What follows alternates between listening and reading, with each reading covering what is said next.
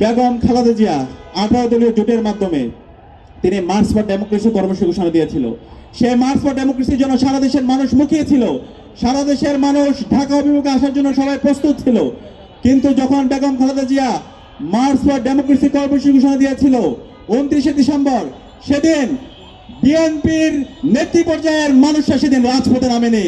আমরা আশা করেছিলাম সেদিন বিএনপির ছাত্র দল, যুব দল এবং বিভিন্ন পর্যায়ে যারা আছে তারা রাজপথে নামবে এবং আমরা যারা মজলুমরা আছি সবাই একসাথে মিলে 18 দলীয় জোটে একসাথে রাজপথে নেবে, আমরা এই খুনে হাসিনার পতন নিশ্চিত করব। কিন্তু সেদিন আমরা অবাক হয়েছি, বেগম খালেদা জিয়া তিনি নিজেই কষ্ট পেয়েছেন, তার ডাকে তার দলের নেতাকর্মীরা সেদিন রাজপথে নামেনি। কিন্তু আমরা দেখতে পেয়েছি ইসলামী ছাত্র শিবিরের সর্বপর্যায়ের নেতাকর্মীরা সেদিন রাজপথে নেমেছিল।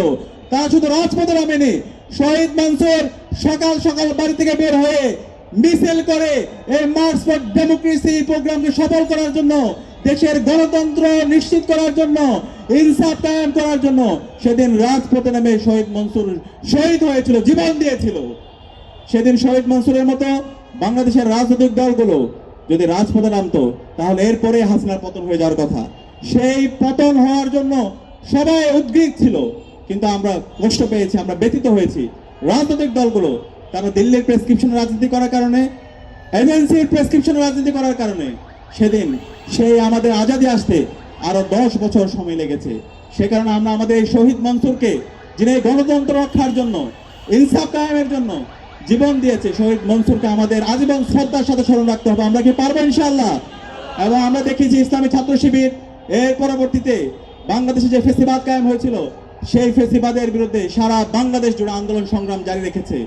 এবং আমরা দেখতে পেয়েছি এই ইসলামী ছাত্র শিবিরের উপর বাংলাদেশের সকল ক্যাম্পাসে হত্যাযজ্ঞ করা হয়েছিল।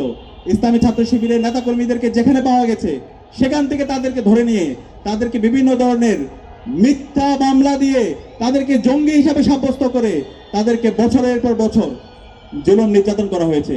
ইসলামী ছাত্র শিবিরের কেন্দ্রীয় সভাপতি দেলাওয়ার হোসেন ভাইকে টানা 57 দিন রিমান্ডে দেওয়া হয়েছে। বাংলাদেশে আর কোনো ছাত্র সংগঠনের কেন্দ্রীয় সভাপতির উপর এই জুলুম করা হয়নি।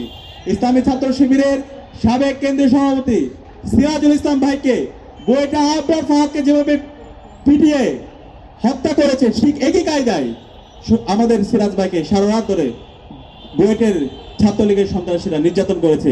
আমাদের চট্টগ্রামে শহীদ সাকিব ভাইকে দিনে দুপুরে কুপিয়ে হত্যা করেছে, শহীদ মুজাহিদ ভাইকে দিনে দুপুরে কুপিয়ে হত্যা করেছে। এভাবে আমাদের হাজার হাজার ইসলামী ছাত্র শিবিরের নেতাকর্মীদেরকে ছাত্রলীগের সন্ত্রাসীরা জুলুম নির্যাতন করেছে। কিন্তু ইসলামী ছাত্র শিবির একদিনের জন্য এদেশের মানুষের মুক্তির আন্দোলনে একদিনের জন্য তারা থামেনি, সবসময় আজাদী আন্দোলনে তারা নেতৃত্ব দিয়েছে এবং এই বাংলাদেশের মানুষের মুক্তির কথাগুলো ইসলামী ছাত্র শিবির বলেছে।